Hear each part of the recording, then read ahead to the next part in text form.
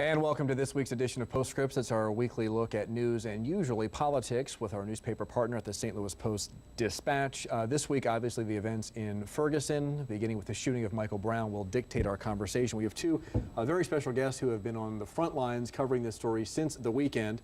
Joined by David Carson, who is a photographer with the Post, and Steve Giegerich, typically St. Louis County government reporter. We've all been drawn into different roles here. And I want to also mention at the outset here that we are taping this on Thursday afternoon, a very fluid situation that by the time you're watching this, either on Saturday evening or Sunday morning, events could have changed, but this is the situation that we're working in now. It would seem to me the most logical way to begin here is to kind of begin chronologically, perhaps, take us back to last weekend. David, I know you were on the scene when the shooting of Michael Brown happened, the aftermath of that. Just kind of set the table for what that was like at that time on Saturday afternoon, if you would. I first arrived on the scene when the firefighters were hosing down the blood off the street. There was a very large police presence still there, and there was also a lot of people from the community out and about and watching. You could tell even as I was walking up that there was a lot of frustration in the community about the events that had just happened. Everybody knew what had happened. There was a lot of people that were upset, whether or not they actually knew what happened or not. People were upset, and some police officers, as I was coming in, some police officers were leaving, and the crowd was actually heckling these police officers who were going out, and so you could tell that there was a lot of tension. And Steve, I know you were saying you were kind of on the rewrite duty that night, and I think as a reporter, we've all been doing this long enough that at some point you begin to sense when something is becoming perhaps bigger than what it initially appears. Was that your sense on Saturday afternoon, Saturday night? Yes, my sense of it was when David sent over photos with the police dogs, and right there I knew we were looking at something much larger than a shooting incident, that this is going to expand into a much larger discussion. But Saturday night, were things reasonably calm on Saturday night? You know, immediately after the police broke down the tape, I remember this very clearly. I have pictures of a lone gentleman who went out there and raised his hands like this and began, not openly weeping, but was very, emotionally upset about it, standing right on the site where the body had been. And then the crowd, there was actually a larger crowd that was being kept down the street at the intersection of West Florissant and Cannafield. And that crowd then started to march down the street, and it was very clear that crowd was very upset. Mm-hmm. And that crowd came, and some people made some very impassioned speeches. And then somebody in the crowd said, let's march to the police station. Well, at the time I thought, well, that's going to be close. I did not realize at the time that those were miles and miles apart. And so, did that march actually happen? Well, some people went over there, but when I ended up driving over to the police station, when I arrived at the police station, I think I told you, I called Steve and I was like, there's no one here. Yeah. And I'd actually, people throughout the day were in Twitter contact with me, like tweeting things at me, and this one guy who said he was going to be over there was not over there, and I said, hey, I'm here and you're not here. So at that opportunity, I sat down on the subway over there, and I was going to send some photos back because we were on deadline, and the things kind of got hectic. Someone had set, I believe, a trash can or something on fire over in the complex, and that drew the fire department, an ambulance, and some police over there. And I don't think the fire was out. I don't think the fire was burned very long or anything like that. But that was sort of a hostile reception that those people got. And by the time I'd gotten over there, the fire trucks were gone, but the crowd was very, very, very agitated at this time. And then there was the more sort of organized, again, peaceful protest that was supposed to happen on Sunday, and in fact did happen. Correct. And then it was obviously into Sunday evening when things took a turn for the worse, and you were both on scene there. Yes.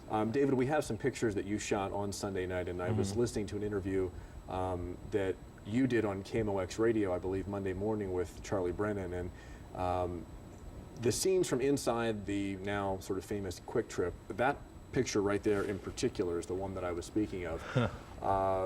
Tell me the story behind that, and kind of just set the scene, maybe even earlier than that, if you don't mind, in terms of what had happened that led the QuikTrip to essentially turn into one of the first spots where looters kind of You know, took over. so I was also not on again that night, and I was sort of monitoring it off of Twitter, and I was following actually Rachel Lippman's tweets very closely on there. Rachel and Lippman is a reporter for St. Louis Public Radio. Yes, and she had mentioned that protesters had begun to pick up rocks and were throwing rocks and bottles, and then I saw a separate tweet about someone about some tear gas, and I went upstairs to my wife and said, hey, I gotta go. And I whispered it to her because I didn't want to upset my 8-year-old daughter, and I just sort of grabbed my stuff and went. My next call was to my boss, and I said, hey, I'm going in. I'm stopping by the closet. I'm gonna get the riot stuff. And it's not riot gear. It's actually gear that we have purchased previously for assignments in Iraq and Afghanistan. So I picked up a helmet and a vest there, and I keep a gas mask in the car anyways. And went to the scene. And as I'm going to the scene, I'm hearing that this QuikTrip is sort of the epicenter of where things are happening, which is actually a couple hundred yards down the street from Canfield, where it had been the epicenter. What time earlier. is this?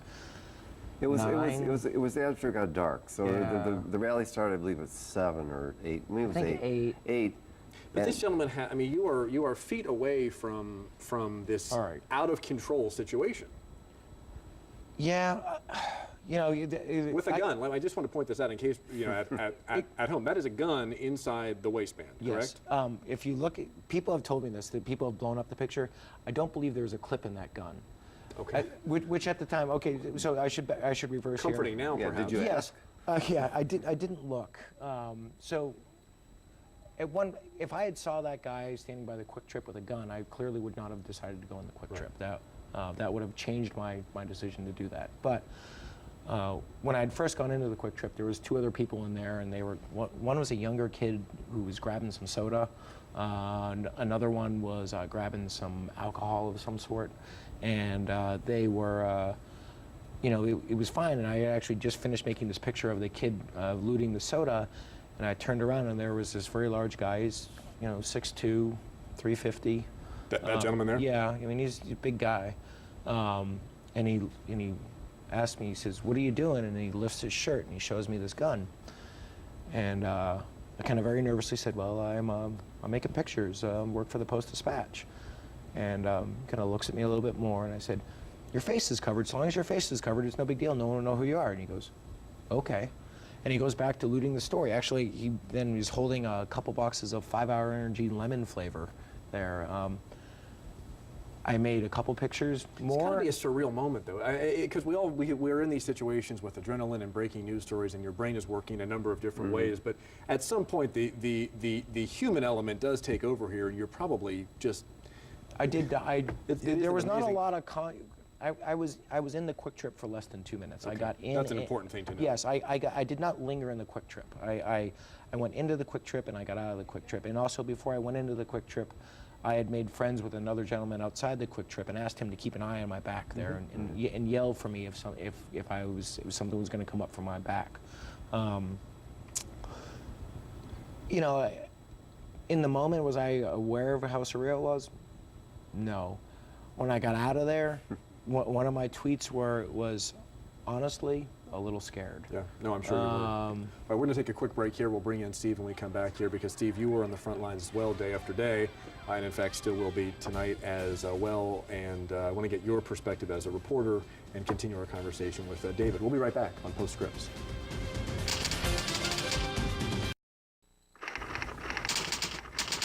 And welcome back to Postscripts. We're talking with some St. Louis Post-Dispatch reporters and photographers covering the events in Ferguson this week. David Carson, the photographer, Steve Giegerich, St. Louis County reporter. We heard about some of David's pictures, particularly at the QuikTrip, that I think have now become, at least in my mind, some of the early images that are just ingrained in my head. Steve, I want to bring you in as well, because as a reporter, it's a little bit different. It has camera gear.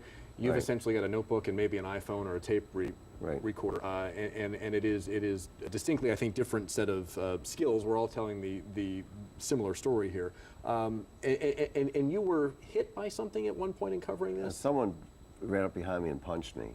when I was maybe about half a block from David. I had interviewed someone. It was right after QuikTrip got hit. I saw a guy shaking his head, so I went up to talk to him and said, because obviously he was concerned, and he gave me this quote about, this is just ruined everything. This is what this should be about. This should be about peace and coming together. In the memory of Michael Brown and and Michael Brown and not the looting. And as I was talking to him, a brick or something went past my ear, and someone threw it, and they're breaking windows in a barbecue place. So I kind of backed off, and then I kind of saw this blur from behind me. Hey, you're both out there, and I'm curious, and this question will be asked, I'm sure, in the days and weeks to come here. The police response that night. Chief John Belmar held a news conference earlier this week talking about the very fine line you cross by showing, too much force, or at least the presence of too much force. They obviously chose to stay back. This is again Sunday into Monday.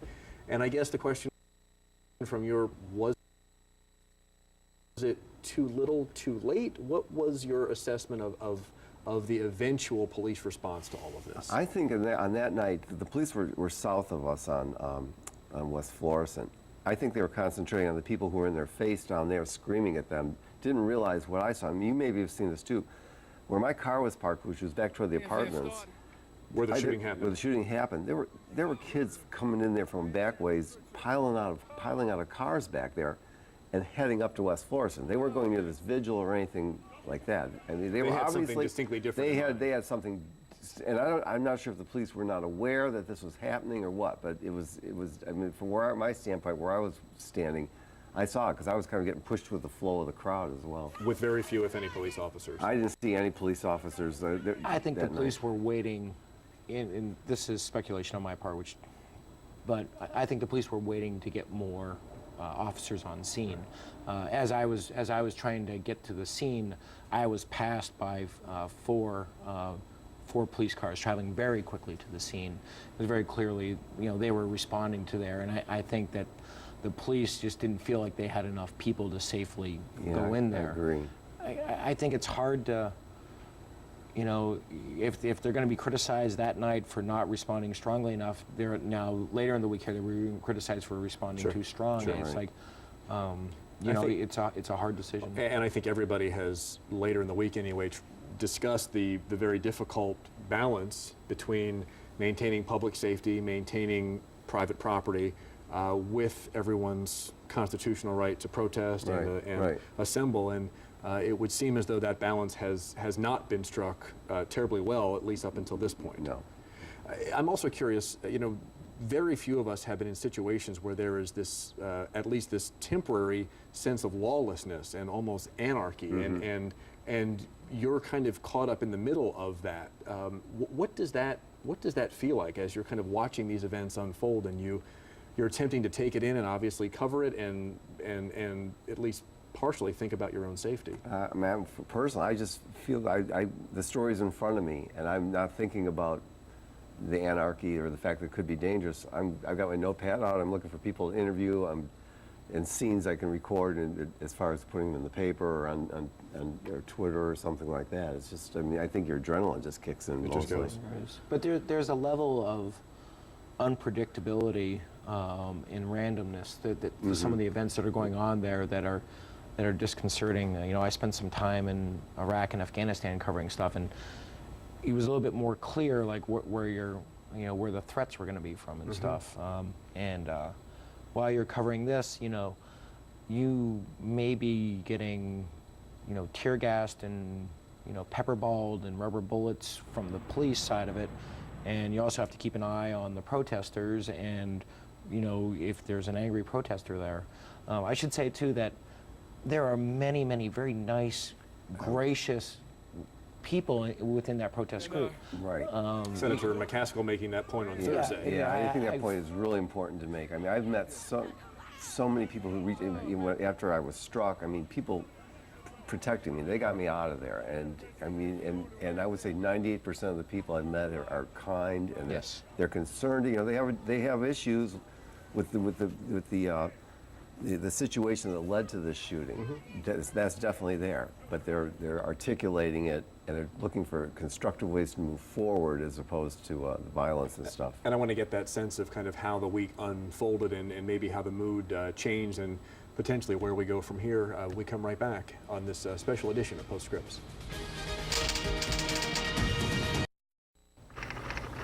Welcome back to Postscripts. We're continuing our conversation about the events in Ferguson. St. Louis Post-Dispatch photographer David Carson and reporter Steve Giegerich. David, I went and put up some pictures of yours from Wednesday night into Thursday. This is one of those nights where there was more tear gas thrown. These pictures, and you mentioned social media before. I was monitoring this on Twitter last night, and it is amazing when your news feed with national sources that you follow is just being, taken over by these images and by the events that were happening last night. Steve, you made a good point, and David, feel free to jump in here whenever you would like, that this is a small group of people, and I think we have acknowledged that over and over again, but that the underlying theme or the underlying issue here is really Ferguson police and the people that now live in Ferguson. And we should mention that the demographics of Ferguson have changed. It is now a roughly 70% African-American population. The police force is overwhelmingly white.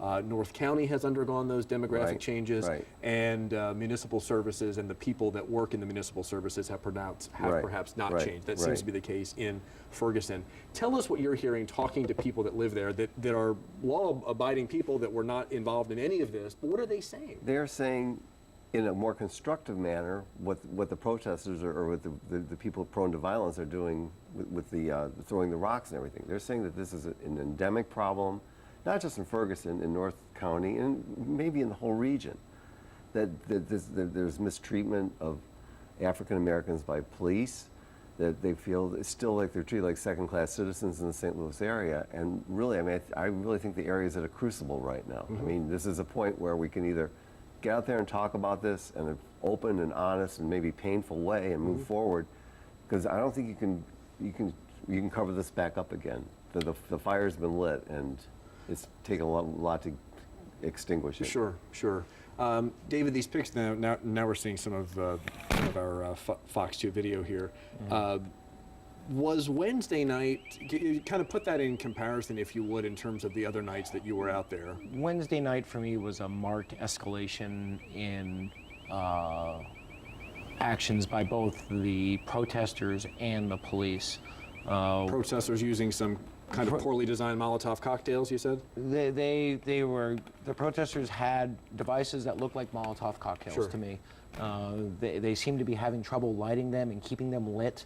But they were making the attempt at lighting these and throwing them. I saw this orange streak go. Appears as though that's one right there. Yeah, that's very similar to what I'm seeing there. I saw this orange streak go through the trees and towards the police line. And I saw this guy come running out from the tree line there and stuff. That was a Molotov cocktail. I think that was more successful. I saw them sitting around trying to light the wicks on it there and stuff like that. And for some reason, they were having problems with it. I saw a gentleman duck behind a light pole, pull the slide on his semi-automatic gun and check the chamber on it and put the gun back in his pocket. So you're seeing this. Are the police officers on the scene also seeing this? No, they're in the back. They're in the back. And the guys who are doing the Molotov cocktails are actually taking shelter behind the people who are just chanting and stuff. Okay. And they are then another 25 feet sort of back behind the protesters there, huddling around, trying to light the wicks there and stuff. People on Twitter have told me that I'm wrong about this, that they're not doing Molotov cocktails, and all I'm telling you that this is what I saw, and that looked like a Molotov cocktail. But obviously at some point here the police do see this, because then they escalate their response in terms of the rubber bullets, the tear gas, and all of the tactics that they use. And so we should also be clear here that Wednesday night, the police and protesters were about 35 feet apart or so. And that had been like that for maybe about an hour or so. And emotions were high, and police were yelling.